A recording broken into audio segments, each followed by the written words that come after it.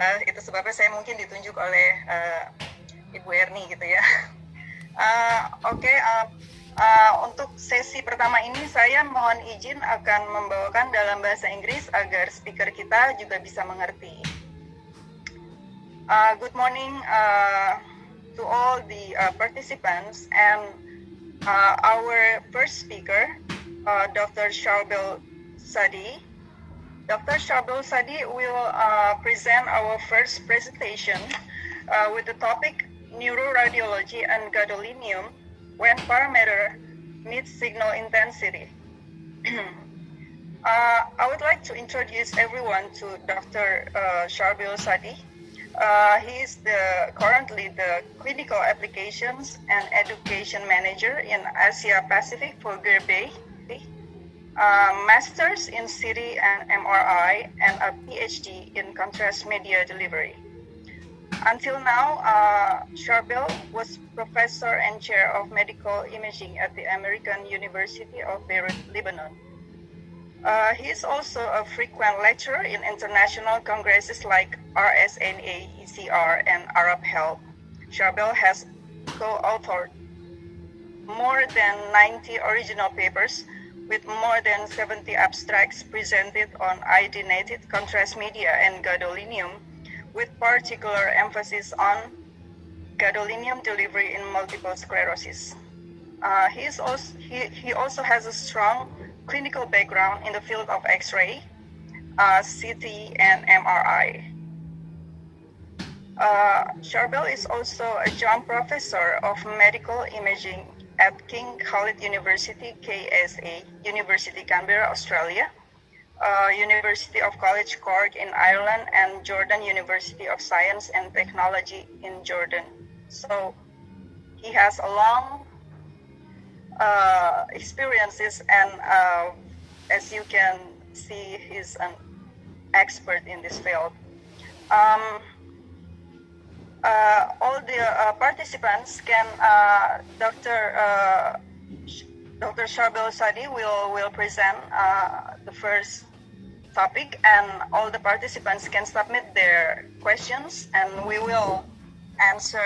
We will have a question and answer session after this, and you can submit your questions in the chat room in this Zoom. Okay, Professor, are you there? Are you ready? Yes, okay. I'm here.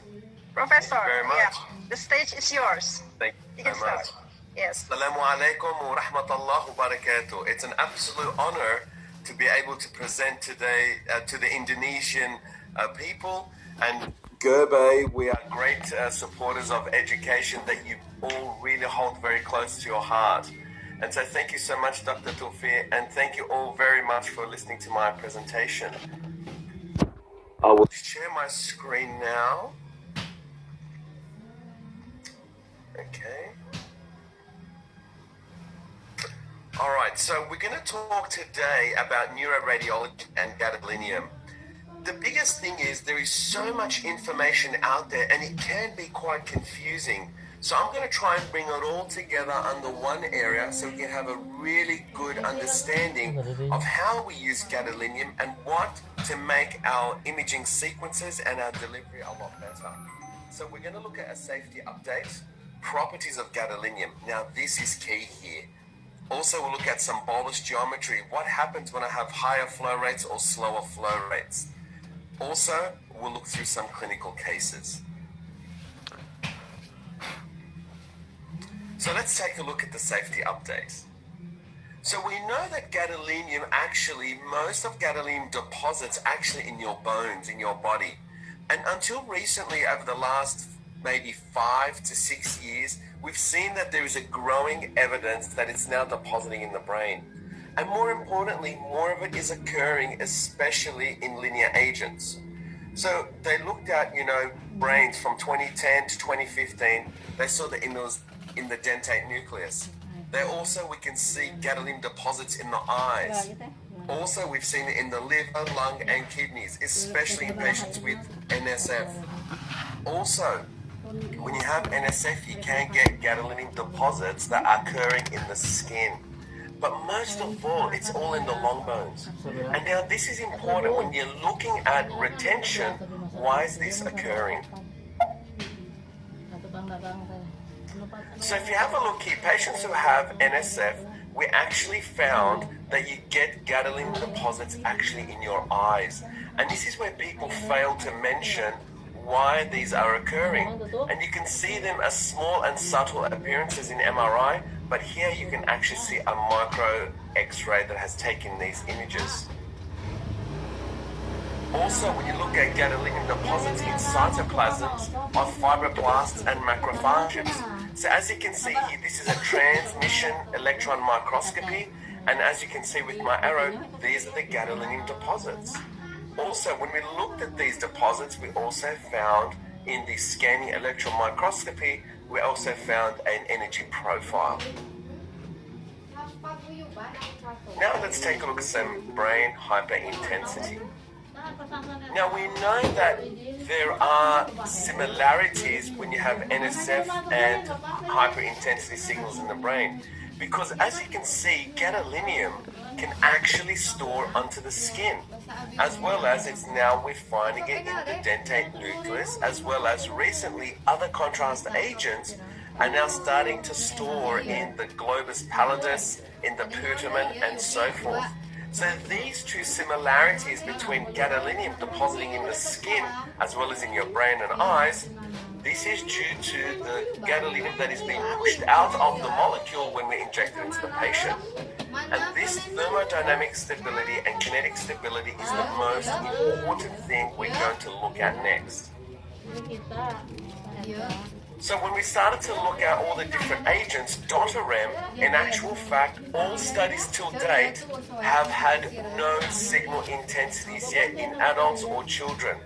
When you're looking at macrocyclic in non-ionic like gatobuterol and gatoteroidal, we're starting to see, and as of 3 months ago, we had gatobuterol, which actually started to store in the brain. Now I just want to take a quick look at the Pharmacovigilance and Risk Assessment Committee. So what they did was, when they looked at this was the international community, they actually said, okay, let us now suspend all linear contrast media agents. Also, people are still using gata-extic acid, which is a liver-specific MRI agent, and of course gatabenic acid. These two we need to stay away from them because they're still linear agents, but they are hepatobiliary specific gadolinium agents for liver imaging. However, you've only got 3 options now, which is DOTAREM, gatobuterol, and gatoteroidal. So if we take a look now at the gadolinium properties, now this is the most important thing I want to focus on. The gadolinium property itself has an inner sphere and an outer sphere. The inner sphere is where the gadolinium is, and this inner sphere effect is where 80% of the signal intensity is occurring. So as you can see here, this inner sphere here of the gadolinium ion within the actual chelate, as it comes down here, the more that there are water molecules surrounding this inner sphere effect, the greater the signal intensity. The other 20% is supplied by the outer sphere effect. So this is where you almost like have a C shape, you have your gadolinium ion, and you want all these water molecules to attract to that inner point there, because as it relaxes, it gives you signal intensity. The second thing is, this occurs about 1 to 1.5 million times a second. But there is a downside to all of this. You can put in as much as you want gadolinium into a patient, but if they are dehydrated, definitely you're not going to get good signal intensity. Because gadolinium is so different compared to CT contrast. Gadolinium works off the number of water molecules surrounding that gadolinium ion. Whereas in CT, it's the number of iodine particles. The more iodine particles I have, the greater it is.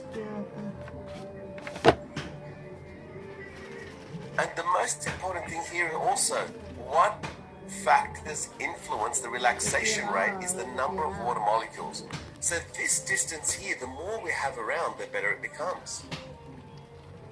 So if we have a look now between a dehydrated patient, the image to your left, versus a patient who we used saline. So if you know you have a patient that's been in the hospital for 1 week, 2 weeks, or you have a little old lady or man, they haven't been